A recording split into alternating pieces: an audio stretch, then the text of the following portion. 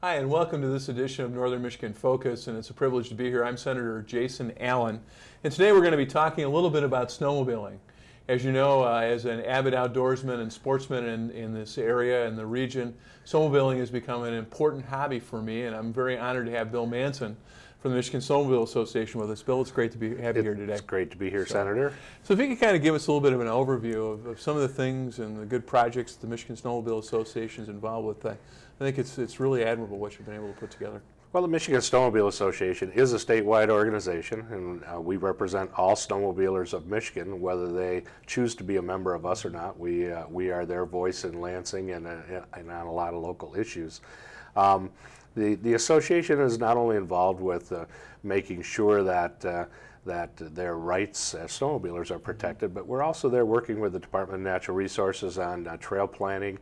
We look at the overall trail map of Michigan and see where we need to put trails in, where there may be connectors into towns and whatnot.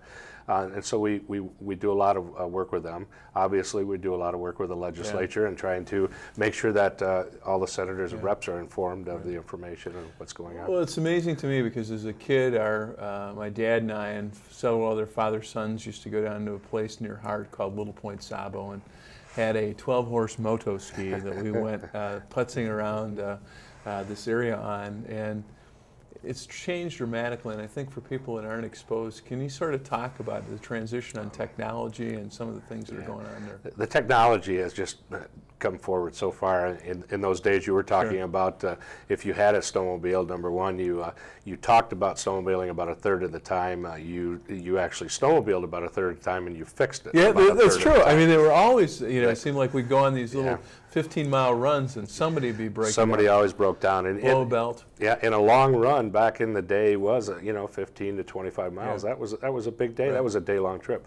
Now the technology has come so far. The snowmobiles now are clean and they're quiet, and the technology that obviously came from a lot of like NASCAR and other racing things has just improved so much, from engine performance to the ride and to the clothing that you wear. No more frosty fingers and noses. It's just amazing what's gone on. The EPA now regulates snowmobiling, so for people who don't snowmobile, they remember the old days and you could hear them go by your house. They're very quiet now. They're all regulated, and every sled that's made now has to meet the EPA standards of 2010, and there's some stricter ones for 2012. So they're clean and they're quiet. It's come full circle. The gas mileage, if you used to get 8 to 10 miles a gallon, you were doing big. Now the newer 4-stroke engines and even the 2-stroke semi-direct injects are getting 20 to 25 miles per gallon, which is a nice thing with the price of gas it is right now. And snowmobiling is just a great recreation. Get out there and enjoy. Your winters drag so much when you're sitting at home being a bah humbug. Get out there and enjoy it, And if you can't afford one, go out and rent one. Right.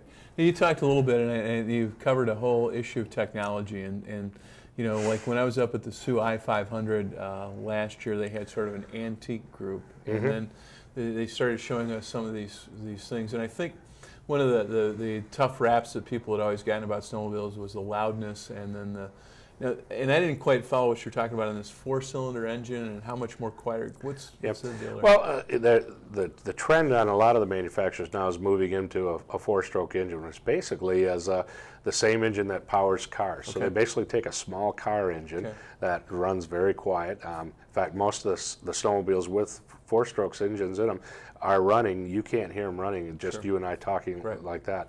The decibel levels are very low in them.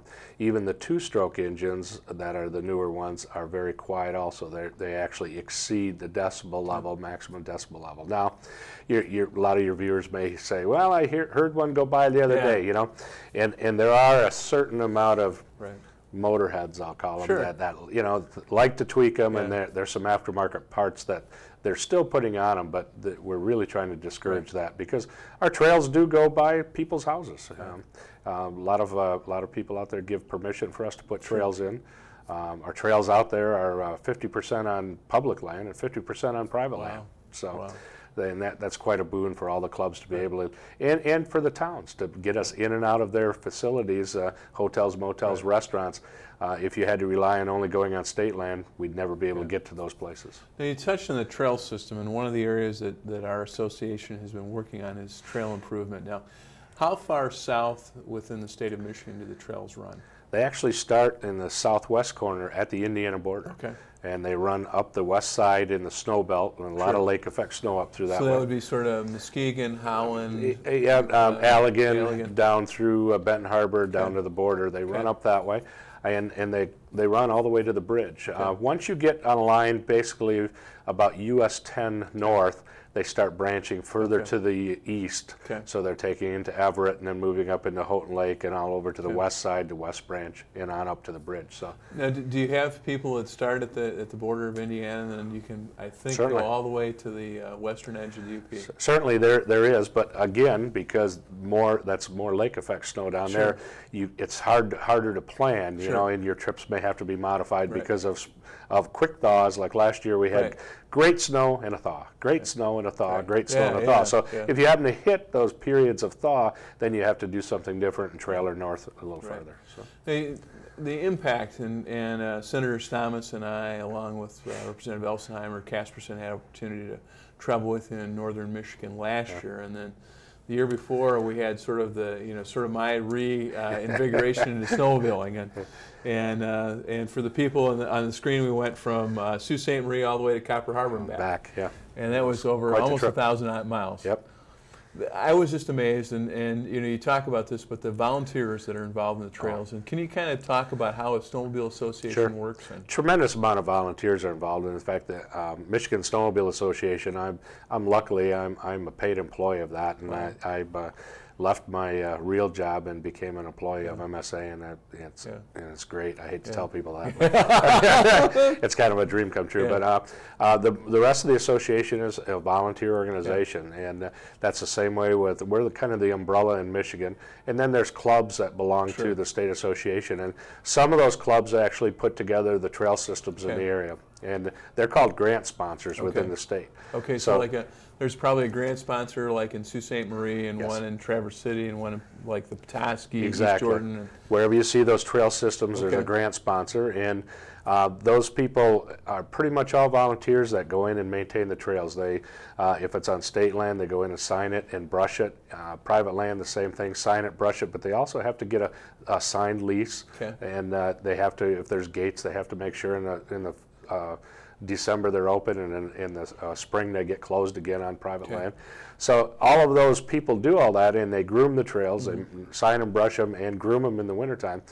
And then money from our snowmobile registrations and the trail permit go into a fund, and that's what pays them. There's no tax dollars at all involved with the snowmobile program. It all comes from registration fee funds or our trail permit, and a slight amount of a return of our gas tax. So the